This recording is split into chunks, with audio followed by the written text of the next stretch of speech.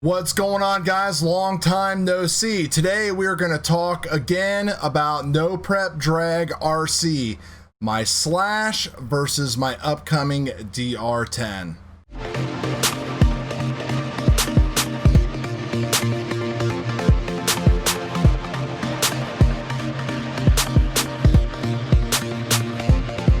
So No Prep Drag RC is just huge. It is like on fire. It reminds me of like the FPV days of like 2016, 2017, when everything was just taking off like a rocket ship. Add to that, on top of that, the global issue with like getting parts and awaiting new things, the launch of just awesome body after body and tire, and it could be a little overwhelming. Now, I've only been doing this for like 3 or 4 months, so I'm trying to give you everything that I can give you from a beginner's perspective. I'm going to put a link to my video I first did, which did pretty good on my channel, and then we'll put a link to the playlist right after that of all of the videos that I'm going to put in here in case you're watching this in the future. There's so many things for us to talk about: tires, remote controls, setups, all that stuff. Today though, what I want to talk about is my Traxxas Slash. So the Slash base roller, whatever, you see it sitting right there, is one of the ways to get into no prep racing. More than likely you either have a Slash or a Bandit conversion. You might have a DR10 now because more and more people are getting those, or you might have the big bucks custom chassis, carbon fiber, and all that stuff as well. So I'm going to tell you what I like and what I really don't like about the Slash, and why I'm looking at the DR10 itself. So let's go over to the bench here and we'll take a look at the Slash. So this is my Slash as it sits right now. 8th on our list out of about 14, 15 people, so not too bad, not too good. We've definitely got room for improvement. The Slash has done really good for me. Some of the things that have helped me stay where I'm at on the list and fend off people and move up the list aren't even on this car. It really comes down to drive time, practicing, getting your setup ready to go, and working on your radio, which we'll talk about that down the road. Not very many people talk about the radio settings and stuff. Everybody talks about ESC, punch, and all this type of stuff like that, but setting up curves, expo, dual rates, those kind of things in your radio really made a huge difference for me. But it all starts with the car. So you can see we've got the long wheelie bar on here from Jake's Performance Hobby. We've got the RPM motor mount back here. I've done all of the Daniel Judd 707 street car mods to the best of my ability. We've got like the tie rod. If you look underneath here, I've got the wheelie bar mounted in both spots, so that way I can make tweaks and the wheelie bar stays on the hit. Either way, that kind of stuff. So really cool.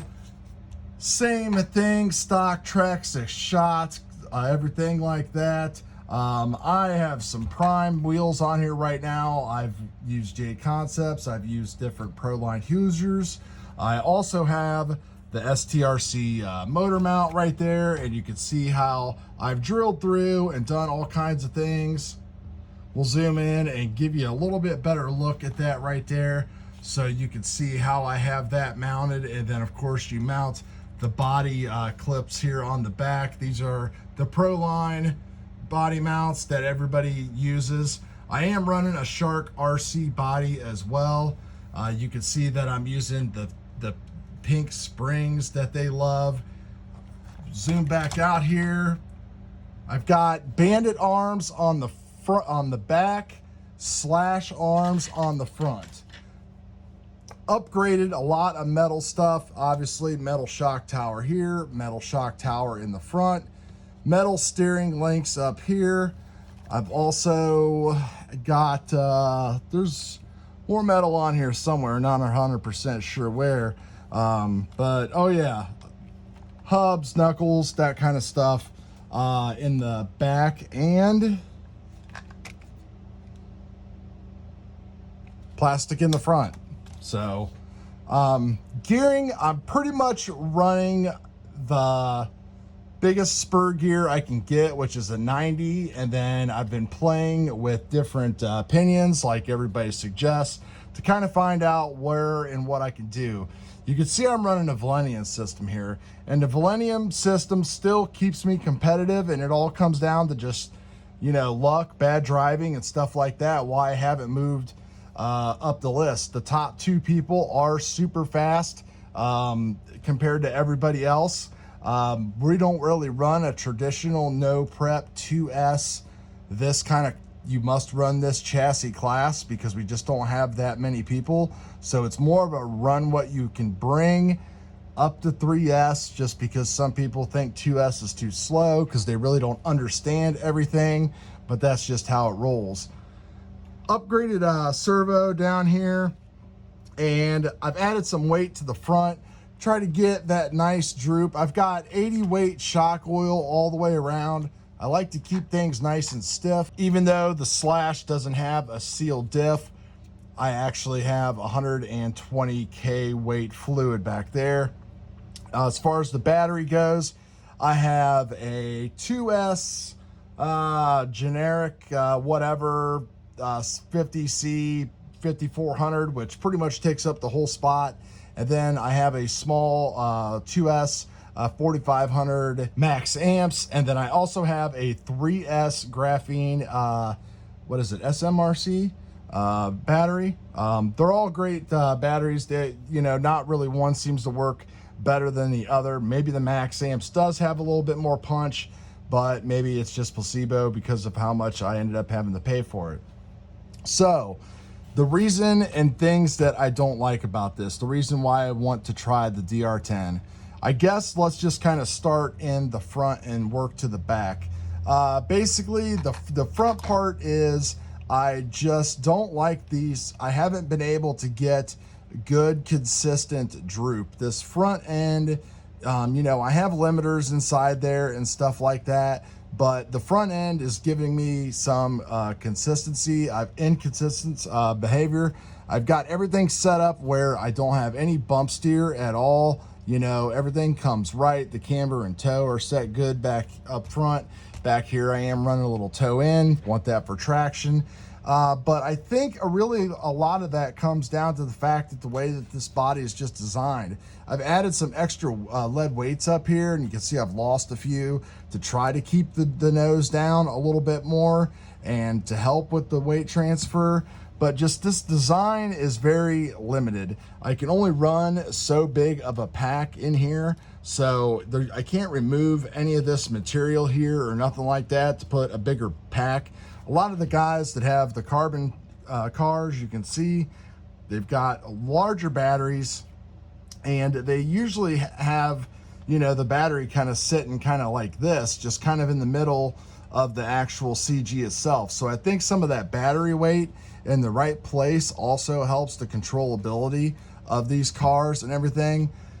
When it comes to control, I just don't like this steering servo setup on the Slash's LCG. It's hard to get to, hard to work on, even though I've got all the metal stuff to try to remove as much slop as possible. I still don't like it, and I think that it's given me some issues. So moving to the back, this is where a lot of the stuff comes in, and another reason why I want to try the DR10 team kit. You know, this is a lot of hack stuff. Like, you're using this and you're mounting this here and you're using spacers and everything like that. And you can see that, like, with all of the spacers there, just how far out my shock is, you know, away from this arm in the wheel. You know, I don't really know how big of a deal that makes, but I kind of feel that, you know, the closer you can get this back to the actual center of the rotating mass, that it's going to help just things be a lot more controllable. So that's just kind of my own personal feeling.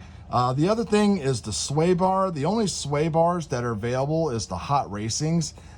You can rig together a Traxxas one if you want to. In fact, I'm using the rear Traxxas sway bar links or something, or whatever you would call them back here, because the Hot Racing ones are just junk, so don't buy them. So it's nice that that team kit is going to come with one. So we're going to see how that works. The other thing is the sealed diff. I can't tell if this thing is leaking or not because you got to take it apart and look inside there. I'm assuming that stuff is leaking out of there because there's no gasket. No, even though the DR10 and the associated one is just a paper gasket, it's still better than nothing. The Bandit rear end here, you know, you got to like cut off your arms and kind of make it work. It's like a lot of stuff on this is just like a hack job. And I mean, I don't mind doing it. You can see I've done it. But, you know, in the end, if a lot of this stuff just has to work right to work well. And the DR10 platform is all of their stuff all packaged together in one, ready to go, and then you can buy some associated upgraded parts if you want to. So I'm gonna have to figure a few things out with the wheelie bar and everything else like that. But so far the Slash has been a good performer for me. You can see I'm running XT90s, you know, trying to save weight where I can, no receiver box lids, stuff like that. This thing still is just super heavy, which is a problem too. Hopefully I can keep the associated weight down a little bit. Gonna have the Cadillac body for that coming from Proline. I do run the Shark RC Challenger body on here right now. If you want to get a good look at that, I'll put a link to that video of some running video of that up here. Other than that, everything, it's ran good. Getting the radio and dialing that stuff in has been the biggest change. But I see a lot of people like just literally holding their radios and pulling the trigger and watching these DR10s go straight for 132 feet. So it's like, I want to give that a try and see what I can do. I've got everything that I need. All these pinion gears will work. I've got tires, batteries, receiver. So depending upon how things go with my list, we might just go ahead and take everything out of here and put it into there, even though I'll have to move all the way to the bottom and get back onto the list. But I think in the end, it'll be better. I think this has been a good learning platform, and I know a lot of you are going to keep running this platform and have probably had more success and luck than me. But, you know, if you're a beginner, I would probably recommend to go ahead and just get the DR10 either in the team kit or the ready to run. You're going to have to tear that ready to run apart, and you're going to have to go over a lot of things like your shocks, your diff, all kinds of things, which you're probably going to do that stuff anyway. But that's just some advice from someone who's done a lot of research on this stuff lately. So that is it, guys. If you have any questions, let me know. We'll be back with more videos on this stuff and everything else here on the channel. So thanks a lot, and peace.